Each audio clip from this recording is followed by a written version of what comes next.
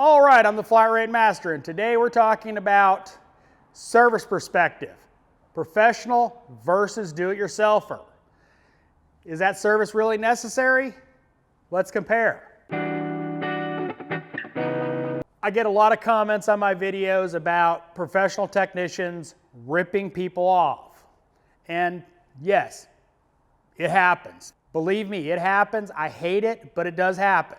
Now, a while ago, I did a video about selling brakes.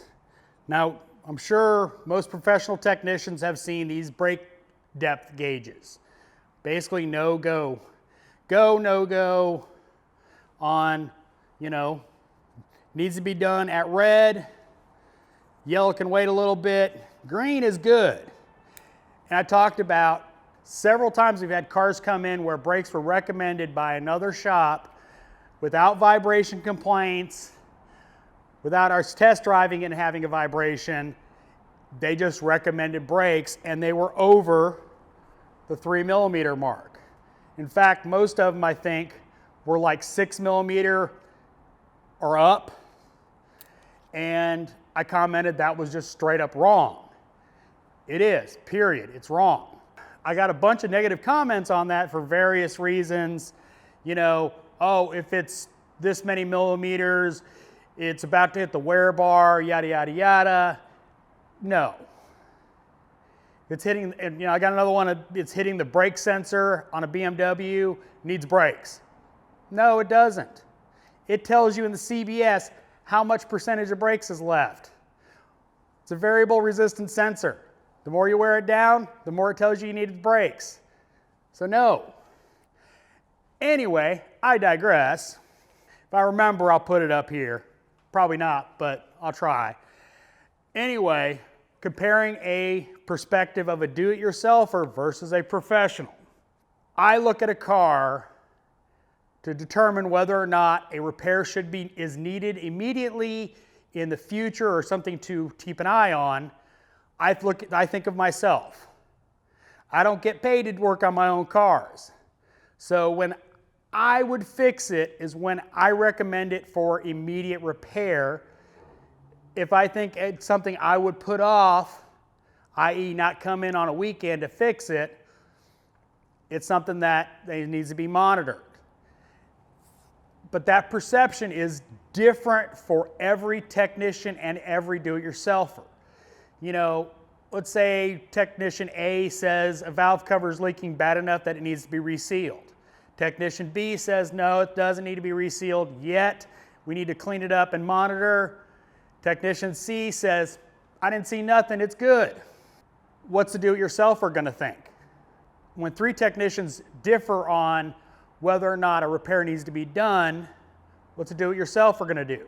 Well, let's say that do-it-yourselfer, grandma's car went into the dealership and they said that she needs a valve cover gasket replaced. Well, a do-it-yourselfer who's fixing his grandmother's car is probably doing it for free, so he's paying for the gasket and he's doing the labor.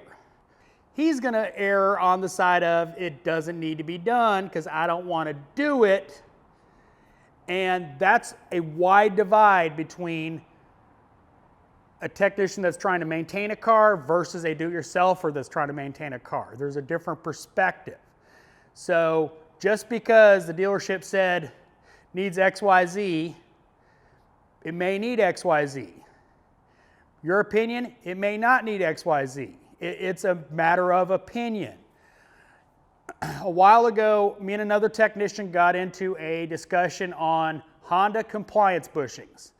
Now, if you don't know what they are, it's a bushing in the front control arm that tends to crack and should be replaced.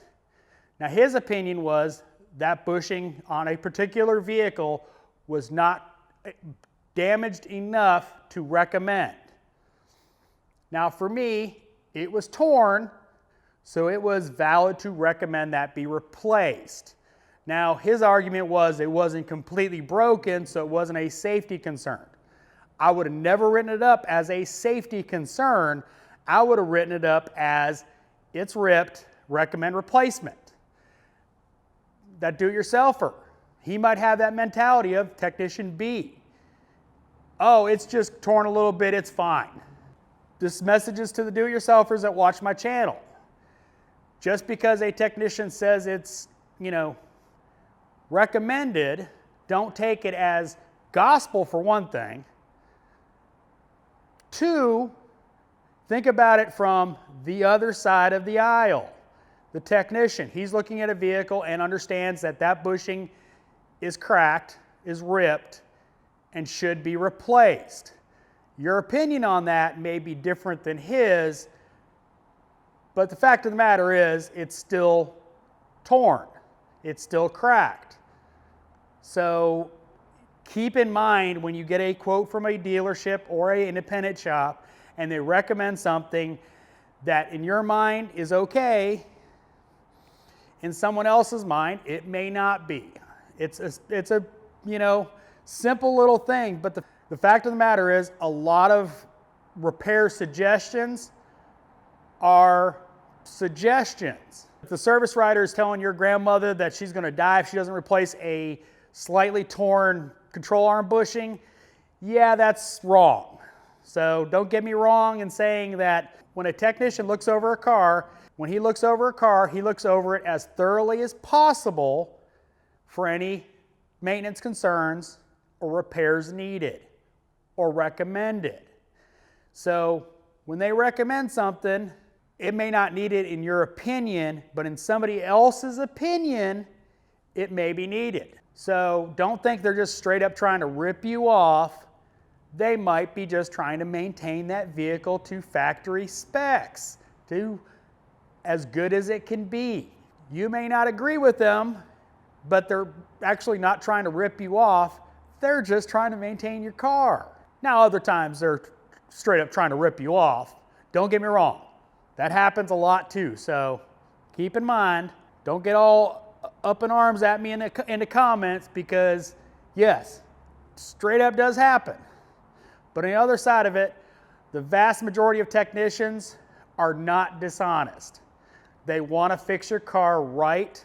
So kind of sort of a rant, but I just think it's important to point out that the difference in perspective when you're the one having to pay for the work versus the one that's doing the work. There's going to be differences of opinion.